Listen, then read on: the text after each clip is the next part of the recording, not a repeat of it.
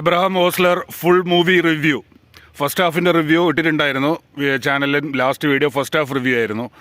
പക്ഷേ ഫസ്റ്റ് ഹാഫിന് ശേഷം second half കുറച്ചും കൂടി എൻഗേജിങ് ആണ്, കുറച്ചും കൂടി ചുരുളഴിയുന്നുണ്ട്. മമ്മൂട്ടി അല്ലെങ്കിൽ ഈ റിവെഞ്ച്, ഈ പക എന്തിനു വേണ്ടിയാണ് എന്ന് മാത്രമല്ല, മമ്മൂട്ടി ഈ പടത്തിൽ ഓസ്ലറിൽ എന്തുകൊണ്ട് അഭിനയിച്ചു എന്നുകൂടി വ്യക്തമാക്കുന്ന രീതിയിലുള്ള ഒരു ഗംഭീര സ്ക്രിപ്റ്റ് ചെയ്തിട്ടുള്ള ഒരു ഗംഭീര മേക്കിംഗ് ഒക്കെ തന്നെ റെഡിയാണ്. സെക്കൻഡ് ഹാഫ് കണ്ടപ്പോഴേക്കും തൃപ്തിയായി. പിന്നെ സെക്കൻഡ് ഹാഫിൽ പടം കംപ്ലീറ്റ് ട്രാക്ക് മാറിപ്പോവുകയാണ്. ഫസ്റ്റ് ഹാഫിൽ ശരിക്കും പറഞ്ഞു കഴിഞ്ഞാൽ കുറേ കില്ലിങ്സ് നടക്കുന്നു, കുറേ മേഡേഴ്സ്, സീരിയൽ കില്ലിങ്സ് നടക്കുന്നുള്ളത് വെച്ച് കഴിഞ്ഞാൽ സെക്കൻഡ് ഹാഫ് തുടങ്ങുമ്പോൾ തന്നെ മമ്മൂട്ടിൻ്റെ ഫുൾ പവർ എൻട്രിയാണ്. പിന്നെ അങ്ങോട്ട് പടം എന്താ പറയുക, അതുവരെ നമ്മൾ സീറ്റിൻ്റെ തുമ്പത്ത് മമ്മൂട്ടിൻ്റെ വരവും കാത്ത് ഇരിക്കുകയായിരുന്നു. ശരിക്കും പറഞ്ഞാൽ ആ ഒരു 1.5 വരവ് വരികയാണ്. വന്ന് 60 സെക്കൻഡിനുള്ളിൽ തന്നെ മമ്മൂട്ടിനെ കാണിച്ച് മമ്മൂട്ടിൻ്റെ എൻട്രി കഴിഞ്ഞ ഉടനെ തന്നെ മമ്മൂട്ടി പിടിക്കപ്പെടുകയാണ് പോലീസിൽ. അപ്പോൾ നമ്മൾ ചിന്തിക്കും ഇനി എന്ത് എന്നുള്ള ചിന്തയാണ്. പിന്നീട് അങ്ങോട്ട് ഫ്ലാഷ് ബാക്ക് സ്റ്റോറിയാണ്. കഥ കംപ്ലീറ്റ് ഒരു പഴയ കാലത്ത് 1989 80കളിലെ ഒരു നോസ്റ്റാൾജിക് ട്രിപ്പ് ഡൗൺ മെമ്മറി ലൈനാണ്.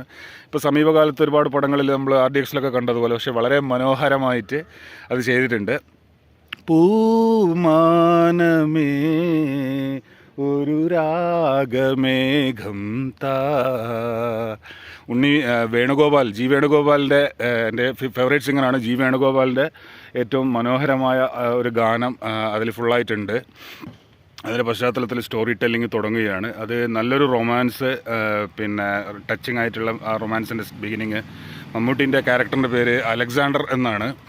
പിന്നെ അപ്പോൾ അലക്സാണ്ടർ ആൻഡ് ഓസ്ലറാണ്. പിന്നെ ഓസ്ലർ അലക്സാണ്ടറെ പിന്നെ ക്വസ്റ്റ്യൻ ചെയ്യുകയാണ്. ക്വസ്റ്റ്യനിങ്ങിൽ കൂടി ആ പഴയ കഥയും ആ റിവെഞ്ച് ഒരു 1.5 പ്രതികാര കഥയാണ്. പണ്ട് ഇതുപോലെ പ്രതികാര കഥ, ഈ ശബ്ദം ഇന്നത്തെ ശബ്ദം എന്ന പടമൊക്കെ പ്രതികാര കഥയായിരുന്നു. പണ്ട് ഇതുപോലെ ഒരുപാട് റിവെഞ്ച് കഥകൾ വരുമായിരുന്നു, പ്രതികാരം വീട്ടുന്നത് 1 by 1 ആയിട്ട് ഓരോരുത്തരെ തീർക്കുന്ന. ഈ ശബ്ദം ഇന്നത്തെ ശബ്ദം എൻ്റെ കുട്ടിക്കാലത്ത് ഈ പറയുന്ന പോലെ 1987 ഞാൻ കണ്ട പടമാണ്.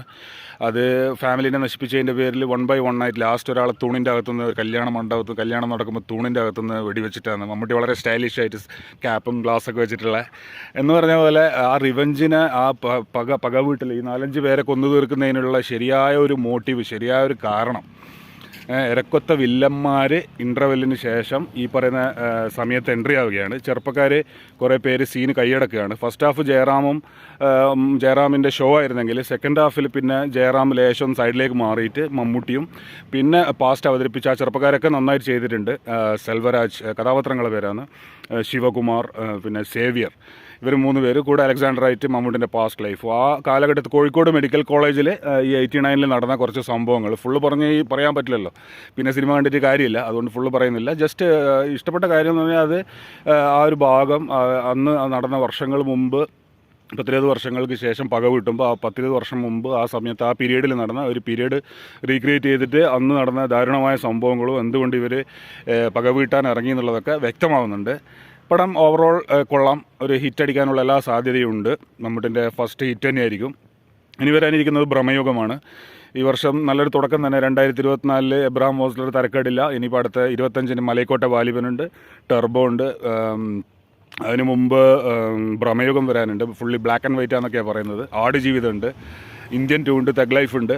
അപ്പോൾ ഇത് good beginning, well done, not bad, thrilling, gripping. പിന്നെ ലാസ്റ്റ് ക്ലൈമാക്സ് എൻഡ് ചെയ്യുന്നിടത്ത് ജയറാം റോള് നന്നായിട്ട് ചെയ്തിട്ടുണ്ട്. ജയറാമിന് കൊടുത്ത റോള് നന്നായിട്ട് തന്നെ ചെയ്തിട്ടുണ്ട്. ലാസ്റ്റ് എൻഡിങ് സീനിൽ ജയറാമിൻ്റെ ഒരു സ്റ്റോറി ഉണ്ട്. ഞാൻ പറഞ്ഞ ഫസ്റ്റ് റിവ്യൂവിൽ പറയുന്നുണ്ട്. പിന്നെ ജയറാമിൻ്റെ ഒരു സ്റ്റോറി, ജയറാമിൻ്റെ ഒരു പേഴ്സണൽ സ്റ്റോറി ഉണ്ട്. അപ്പോൾ അതിൻ്റെ ഒരു റിവെഞ്ച് കിടക്കുന്നുണ്ട്.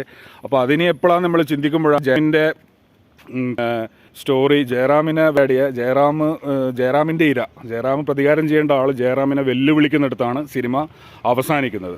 Ozler, what are you made of, നീ എന്താണ് വെല്ലുവിളിക്കുന്നിടത്ത് ജയറാം ഒരു ഭീകരമായൊരു നോട്ടം നോക്കുന്നിടത്താണ് പടം അവസാനിക്കുന്നത്.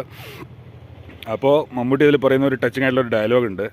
അതായത് മെയിൻ വില്ലൻ സേവി മമ്മൂട്ടിനെ പോലീസുകാരെല്ലാം നടുവിൽ വെച്ചിട്ട് വെല്ലുവിളിക്കുന്നത്, ദൈവവും നീതിയെല്ലാം എൻ്റെ കൂടെയാണ്, അതുകൊണ്ടാണ് ഞാൻ ലോകത്ത് വിജയം നിൽക്കുന്നത്, നീ പരാജയപ്പെട്ട് നിൽക്കുന്നു പറയുമ്പോൾ മമ്മൂട്ടി പറയുന്നുണ്ട്, ദൈവവും പ്രതീക്ഷയൊക്കെ എന്നെ കൈവിട്ടവരാണ് ഞാനും ഈ മിണ്ടാപ്രാണിയൊക്കെ. അങ്ങനെയുള്ളവർക്ക് ചിലപ്പോൾ സാത്താൻ നേരിട്ടിറങ്ങി വന്ന് സഹായിച്ചെന്ന് വരും. A devil's alternative. അപ്പോൾ watch it in theatres. Abraham Ozler, it's a good watch. Thank you. Well done Midhun Manuel Thomas and team.